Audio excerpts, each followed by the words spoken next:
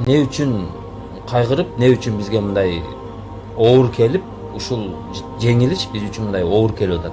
Бул биринчи кезекте бул биздин ар дайым айтып коебуз го, протокольный жазууларда, башка жерлерде казак кыргыз бир тууган, биз эң жакын элбиз, биз бир тууганбыз, андайбыз, мындайбыз деп айтабыз. Бирок практикага, иш жүзүнө келгенде кандай болуп атат? Казактар өзүнүн жерине чакырып алып, биздин жер, өзүбүз каалаганыбызды кылабыз, силер эмне кыла алат элеңер деген бир мындан бир 10-20 кылым мурдагыдай эреже менен иш алып барып, биз 21-кылымда жашап атабыз. Мисалы үчүн любой казакстандык спортсмен болобу, кыргызстандык спортсмен болобу, дүйнөлүк мелдештерде, олимпиадаларга барганда неге ошондой кылыктарды кылбайт? Эмне үчүн ошо казактын эле спортсмендери чыгып туруп башка бир оппонентини уруп салбайт бир жерде мындай? Себеби коркот, себеби санкция болот. Алар аяп койбойт. Өмүр бою дисквалификация кылып, бардыгы эмелерин эме кылып Казакстанга санкциялар кылып салат. Андан коркот. А бул жерде ошондой эреже, ошондой санкция кыла турган авторитетный ФИФАга окшогон башка дүйнөлүк бокс федерациясы, борьба федерациясы ошондой авторитетный организация болбогондугу үчүн беспредел болуп, өзүбүз каалагандай кылабыз деп бүт калыстарды, судьяларды өздөрү 100% Казакстан составынан коюп, биздин көк парчалар бизди уруп, ким конок менен ошондой мамиле кылат? Кайсыл жерде? Андай болгон эмес. Биз кыргыздар үчүн эң катуу келгени бул жанагы орусча айтканда нож в спину от наших самых близких братьев казаков.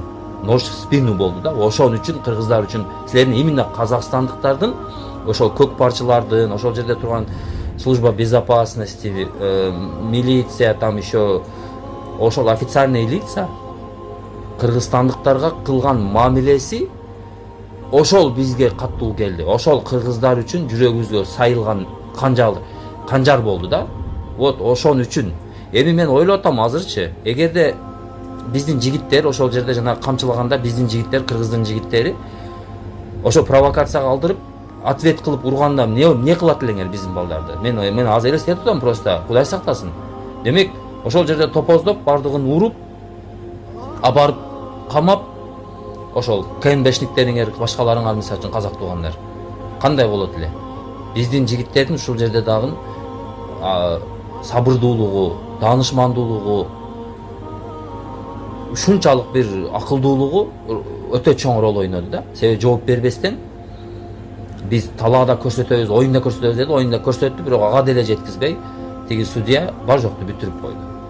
Ошондуктан биз кыргыздар эч качан эгер бар жок эреже менен болсо жеңилгенге биз эч качан эме кылбайбыз, ошону билип койгула. Биз ошол Казакстандын бизге кылган мамилеси нож в спину болгондугуна гана өкүнүп, ошон үчүн кыргыздардын бардыгы силердин кылган мамилеңерге мыймандарды чакырып алып, кылган мамилеңерге биз капа болуп, биз ошол нерсе бизге катуу келди кыргыздар үчүн. Ошону билип койгула казак туугандар. Мен баарын айткан жокмун. 90% казакстандыктар айтып атат, кыргыздар жеңди деп. 10% ошо пропаганда, кимде мындай бийликте тургандар башкалар пропаганда мамлекеттик деңгээлде ушундай жүрүп атат, кыргыздар жеңилип калганына. Жок, жеңилгенин эмес, кыргыздар жеңилгенине эч качан кайгырбайт. Жеңүүчү болот, жеңилүүчү болот, анын бардыгы билет. Бирок адилетсиздик силердин бир тууган деп алып, аркага бычак сайган мамилеңер биз үчүн катуу келди, кыргыздар үчүн. Ошону билип койгула. Мына Өзбекстан эмне үчүн көчмөндөр оюнун алган жок? Өзбекстан эң акылдуу булар. Өзбектер туугандар акылдуу эл, себеби булар билди. Булар эмнени билди? Эртең 2026-жылы биз көчмөндөр оюнун алып, өткөзсөк, казак менен кыргыз камчылашып Ташкентте ушундай чыр чыкса, биз кимисин тарабын талашабыз? Экөөдөн бизге жакын кошуна болсо, биз кайсы тарапты талашабыз деп, ошондон аянып, өзбекстандыктар ошол силер казактардын бизге кылган мамилесин дүйнөнүн бардыгы көрдү. В том числе өзбекстандыктар. Бүт мына видеолордо, комментарийлерди окусаңар, өзбекстандыктар бүт жазып атат. 99% жазып атат, кыргыздарды туура эмес кылдыңар деп. Демек алар ошол акыбалды өздөрүнүн жеринде көргүсү келген жок.